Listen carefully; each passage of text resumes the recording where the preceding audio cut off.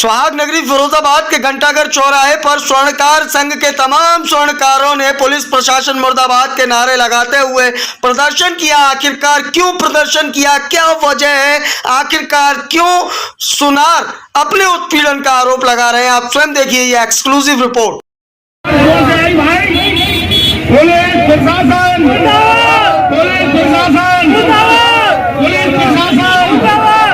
महानगर के सभी सम्मानीय दुकानदार बंधुओं से निवेदन कर रहा हूं कि पुलिस के द्वारा हमारे दुकानदारों के द्वारा आए दिन उत्पीड़न किया जाता है, उसके विरोध में पुलिस ने जो महानगर के अध्यक्ष के साथ अभद्रता की है, उसके विरोध में जब तक वो पुलिस द्वारा सस्पेंड नहीं किया जाएगा, जब तक के लिए अनिश्चितकालीन के लिए हमारे 2500 बाजार शराबा व्यवसायी अपने पीढ़ी से बंद रखेंगे।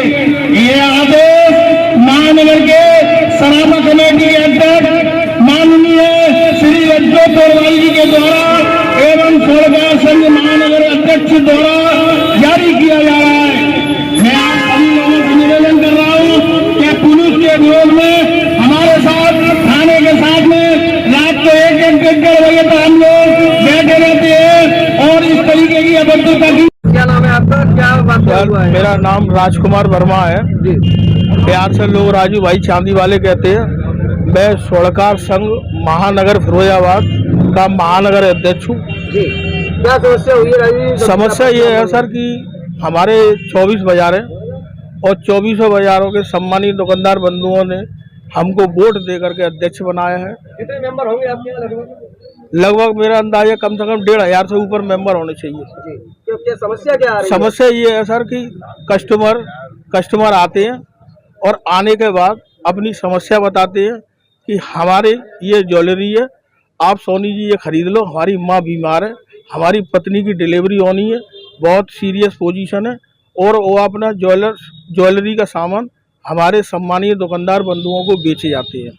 बेचने के बाद में हमारा सम्मानित दुकानदार 1000-2000 रुपये की अपनी मुनाफा लेकर के उसको पेमेंट कर देता है और वह गोल्ड का ज्वेलरी ले लेता है और उसका पेमेंट दे देता है। तो समस्या कहाँ है? समस्या ये है कि अब हम ये नहीं पहचान पाते कि ये चोरी का है या लूट का है या डकैती का है। अगर सोना ज्वेलर्स नहीं खरीदेगा तो क्या कपड़ा वाला खरीदेगा, क्या बर्तन वाला खरीदेगा?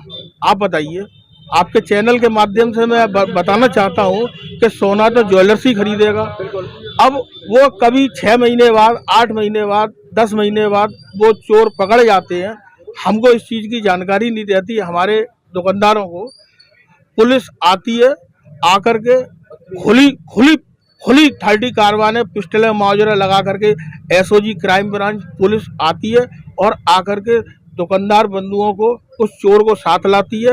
वो दुकानदार इशारा करता है चोर, और दुकान के अंदर घुस करके हमारे दुकानदार बंधु से किसी भी प्रकार की कोई बातचीत नहीं करते, किसी भी प्रकार की कोई बार्गेनिंग नहीं करते। सबसे पहले उसका मोबाइल छीनते हैं और उसका मोबाइल छीन कर उसके चांटा मारते हैं और जूता पहन करके गद्दी पर चढ़ जाते हैं और गलेवान पकड़ करके हमारे दुकानदारों को उसको घोंटू मार करके पीछे और गाड़ी में डाल करके इस तरीके से ले जाते हैं जैसे उसने बैंक लूटी हो, उसने बलात्कार किया हो, उसने मर्डर किया हो, उसके अलकायदा से संबंध हो, उसने RDX बम जो बेच रहा हो, पुराने हथियार नए हथियारों की सप्लाई कर रहा हो। इस तरीके से हमारे दुकानदारों के साथ अभद्रता होती है।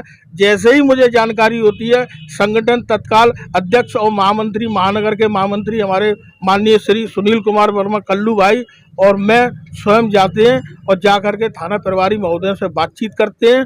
तो वो कहते हैं कि ये मामला बहुत ही संगीन है, अब तक इसमें बहुत कर्री लूटें हुई हैं, बहुत चोरियां हुई हैं, लगभग इसमें 180 तोले सोना गया है, इसमें 8 लाख रुपए का माल गया है, 7 लाख का पहले गया है। ये सारा माल ले आओ और अपने दुकानदार को छुड़ा के ले जाओ। ऐसी भी परिस्थितियां आई हैं कि बातचीत के दौरान में समझे हमारा दुकानदार इतना भयभीत हो जाता है, उसको इतना टॉर्चर करते हैं, इतना उसको परेशान करते हैं, मानसिक तनाव देते हैं। उसके बावजूद 1-2 लाख रुपए की वो सब व्यवस्था बेचारी उसकी पत्नी, उसके रिश्तेदार इकट्ठा करके लाते हैं और पैसा लेने के बावजूद भी हमारे सम्मानीय दुकानदारों के साथ अभद्रता होती है और हम लोगों के साथ भी अभद्रता होती है।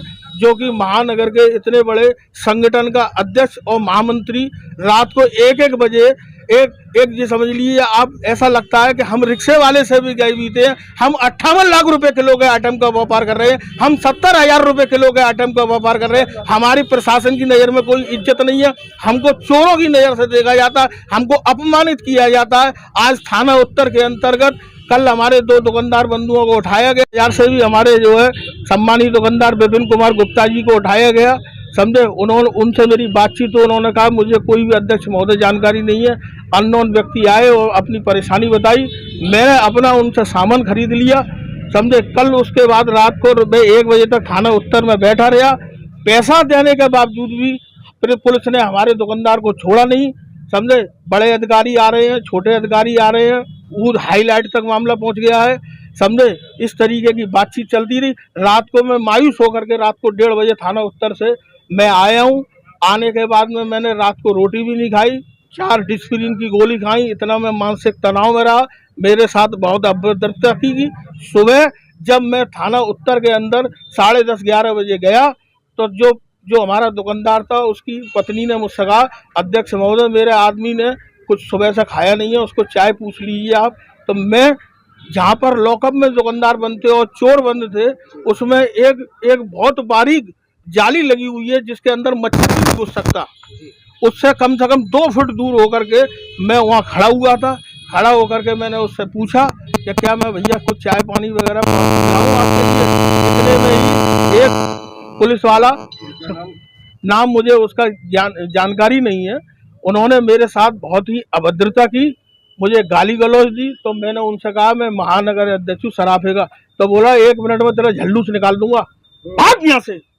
इस तरीके से साहब कहा, जबकि थाने के अंदर 4 दरोगा बैठे और हमारे महानगर के महामंत्री जी भी बैठे थे और वो चांटा उठाने के लिए कहा। तो मैंने कहा अगर हिम्मत है तो मुझे मार, समझे। बोले जा रहा है कि नहीं जा रहा है यहाँ से। इस तरीके के पुलिस हमारे संग कृतज्ञ व्यवहार कर रही है। क्या लगता है सरकार लगातार कहती है कि व्यापारियों के हित में काम हो रहा है, पुलिस व्यापारियों की सुरक्षा कोई व्यवस्था नहीं है, कोई। अब जिस तरीके से आपके साथ हो रहा है, महीने में लगातार 2 बार किसी न किसी को उठा लिया जाता है, जैसा 2 बार नहीं 4 बार 6 बार ऐसा होता है। तो अब इसका स्थायी समाधान क्या है? आगे आप लोग अगला कदम आपका क्या होगा?